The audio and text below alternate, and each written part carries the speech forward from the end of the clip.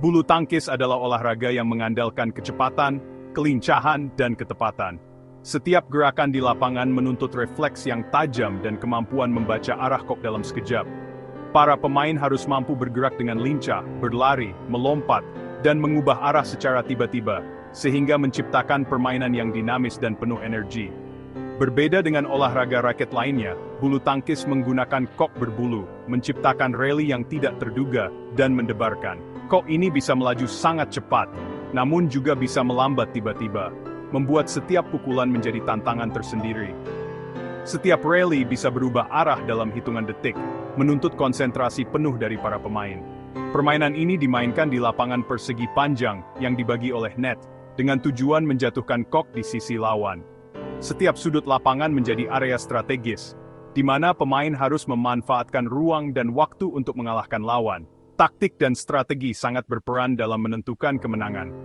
Untuk menguasainya, dibutuhkan kekuatan eksplosif dan kehalusan yang lembut, sehingga menarik untuk dimainkan dan ditonton.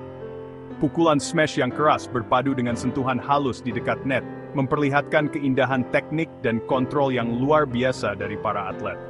Di tingkat profesional, bulu tangkis adalah ujian ketahanan dan keterampilan tanpa henti, di mana para pemain mendorong batas kemampuan mereka di setiap rally. Setiap pertandingan bisa berlangsung sangat intens, menuntut stamina, fokus, dan mental baja dari awal hingga akhir. Olahraga ini menyatukan orang-orang dari segala usia, mulai dari permainan di halaman belakang rumah, hingga stadion yang penuh sesak dengan kegembiraan. Baik dimainkan secara santai maupun kompetitif, bulu tangkis selalu menghadirkan keceriaan dan semangat kebersamaan. Mari kita telusuri bagaimana olahraga yang mendebarkan ini berkembang dari hiburan kuno menjadi fenomena global, dan mengapa bulu tangkis terus memikat hati jutaan orang di seluruh dunia hingga hari ini. Akar bulu tangkis membentang berabad-abad, dengan versi awal dimainkan di Yunani kuno, Tiongkok, dan India. Di setiap peradaban, permainan dengan raket dan bola atau kok menjadi bagian penting dari budaya dan hiburan masyarakat. Di Yunani, olahraga ini melatih ketangkasan dan kecepatan. Sementara di Tiongkok, permainan serupa menjadi tradisi yang diwariskan turun-temurun. Di India, permainan ini berkembang dengan ciri khas lokal yang unik. Pada abad ke-15 di India, para perwira Inggris menemukan Puna, sebuah permainan yang menggunakan bola wall dan net, yang kemudian mereka bawa kembali ke Inggris. Puna menjadi sangat populer di kalangan kolonial, dimainkan di halaman dan klub-klub eksklusif. Permainan ini menuntut strategi dan refleks cepat, serta memperkenalkan elemen kompetisi yang lebih terstruktur. Sementara itu, anak-anak Inggris memainkan battledore dan shuttlecock, menggunakan raket untuk menjaga kok berbulu tetap di udara, tanpa memerlukan net. Permainan ini sederhana, namun sangat digemari karena bisa dimainkan di mana saja, baik di dalam maupun luar ruangan. Battledore melatih koordinasi dan ketahanan, serta menjadi hiburan keluarga di berbagai kalangan. Puna memperkenalkan kompetisi dan net, Battledore menyediakan kok dan raket. Kedua permainan ini saling melengkapi, membawa unsur kecepatan, ketepatan, dan kegembiraan dalam setiap pukulan. Ketika tradisi-tradisi ini bertemu di Inggris, mereka meletakkan dasar bagi bulu tangkis modern. Inovasi dan semangat dari kedua permainan mulai menyatu, menciptakan sesuatu yang benar-benar baru. Perpaduan permainan kompetitif dan peralatan unik memicu olahraga baru. Raket ringan dan kok berbulu menjadi ciri khas, sementara net menambah tantangan tersendiri. Segera, bulu tangkis mulai terbentuk, menggabungkan yang terbaik dari kedua dunia. Permainan ini berkembang pesat di kalangan bangsawan dan masyarakat umum, menarik minat banyak orang. Panggung sudah siap untuk sebuah permainan yang akan segera memikat imajinasi jauh melampaui Inggris. Bulu tangkis pun bersiap menaklukkan dunia, membawa warisan dari masa lalu ke masa depan. Dua hiburan sederhana telah menyatu menjadi sesuatu yang luar biasa. Sebuah olahraga yang akan menghubungkan berbagai budaya dan generasi di seluruh dunia. Titik balik terjadi di Badminton House, kediaman Duke of Beaufort, pada tahun 1873. Hujan memaksa tamu pesta untuk mengganti bola wall Puna dengan kok, mengubah permainan. Versi baru ini lebih cepat, lebih dinamis, dan langsung populer. Para tamu menyebutnya permainan badminton, dan nama itu melekat. Peristiwa ini menandai pergeseran bulu tangkis dari hiburan biasa menjadi olahraga terstruktur. Koch menuntut keterampilan yang lebih besar, dan segera klub-klub di seluruh Inggris merangkul permainan ini. Bulu tangkis menjadi favorit di kalangan kelas atas, dirayakan karena keanggunan dan inklusivitasnya. Badminton House menjadi tempat kelahiran simbolis olahraga yang kita kenal sekarang. Seiring dengan melonjaknya popularitas bulu tangkis, kebutuhan akan aturan standar menjadi mendesak. Pada tahun 1977, Bath Badminton Club menerbitkan aturan resmi pertama yang menentukan ukuran lapangan, tinggi net, dan sistem. Lapangan awal berbentuk jam pasir, tetapi segera berkembang menjadi persegi panjang yang kita kenal. Kolonel S.C. Dolby dan yang lainnya menyempurnakan aturan, membuka jalan bagi kompetisi yang adil. Asosiasi Bulu Tangkis Inggris, yang dibentuk pada tahun 1993, menjadi badan pengatur olahraga ini.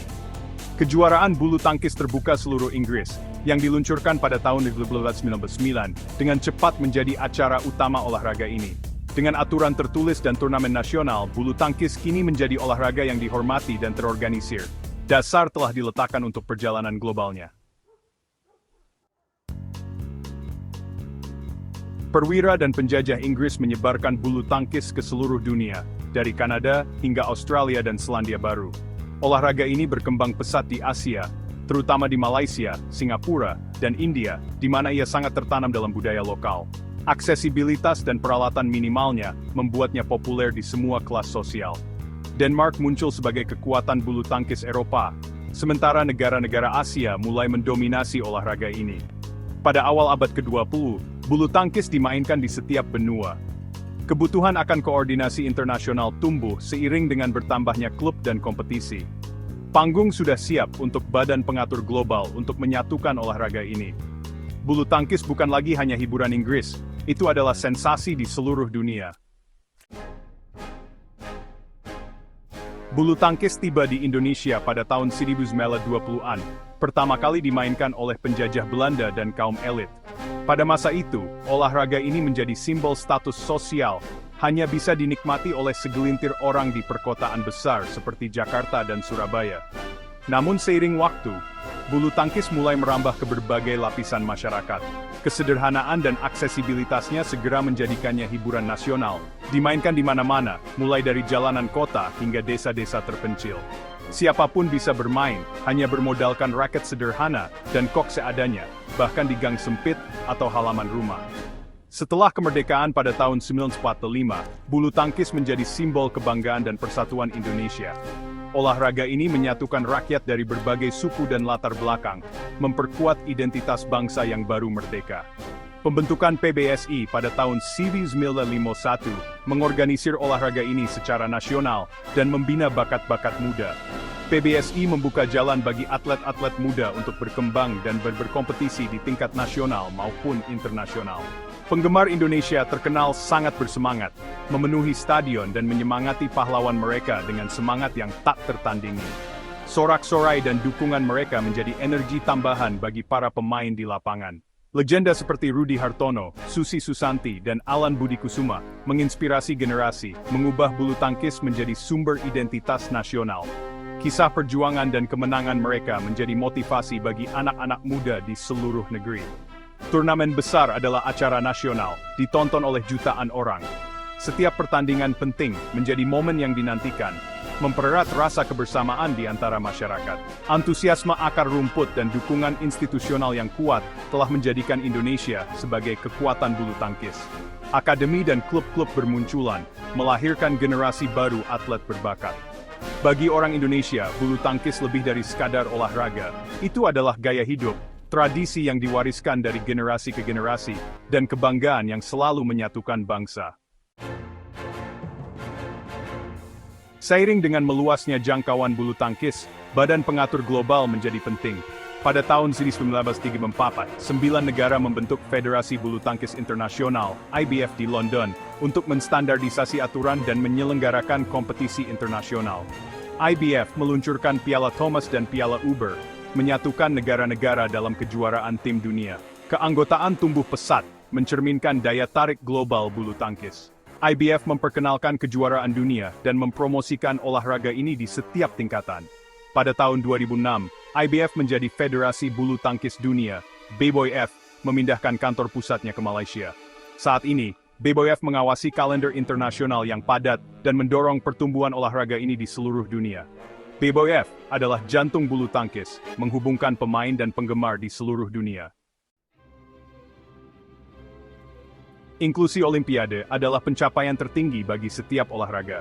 Bulu tangkis memulai debutnya sebagai olahraga demonstrasi pada tahun 1972 dan 1988, memukau penonton dengan kecepatan dan keterampilannya. Pada tahun 1992, bulu tangkis menjadi olahraga medali penuh di Olimpiade Barcelona. Dunia menyaksikan Susi Susanti dan Alan Budi Kusuma memenangkan emas Olimpiade pertama Indonesia, memicu perayaan nasional. Status Olimpiade meningkatkan profil bulu tangkis, menginspirasi generasi baru, dan meningkatkan investasi global. Olimpiade menjadi panggung terbesar olahraga ini, menciptakan momen dan pahlawan yang tak terlupakan. Bagi para pemain, emas Olimpiade kini adalah puncak pencapaian. Perjalanan Olimpiade bulu tangkis membuktikan daya tarik global dan drama kompetitifnya. Olahraga ini benar-benar telah tiba di panggung terbesar dunia. Hari ini, bulu tangkis dimainkan oleh lebih dari 200 juta orang di seluruh dunia. BBOF World Tour menampilkan atlet elit dari setiap benua, menjadikan bulu tangkis olahraga yang benar-benar global. Inklusi Olimpiade telah meningkatkan pendanaan dan kompetisi, dengan negara-negara baru menantang kekuatan tradisional. Di Indonesia, bulu tangkis terjalin dalam struktur nasional, menginspirasi kebanggaan dan persatuan. Juara seperti Taufik Hidayat dan Liliana Natsir dirayakan sebagai ikon nasional. Olahraga ini menawarkan harapan dan kesempatan bagi banyak pemain muda. Perjalanan bulu tangkis, dari permainan kuno hingga kejayaan Olimpiade, menunjukkan kekuatan olahraga untuk menyatukan, menginspirasi, dan mengubah kehidupan. Warisan bulu tangkis hidup di stadion yang penuh sesak, permainan di halaman belakang rumah, dan impian jutaan orang.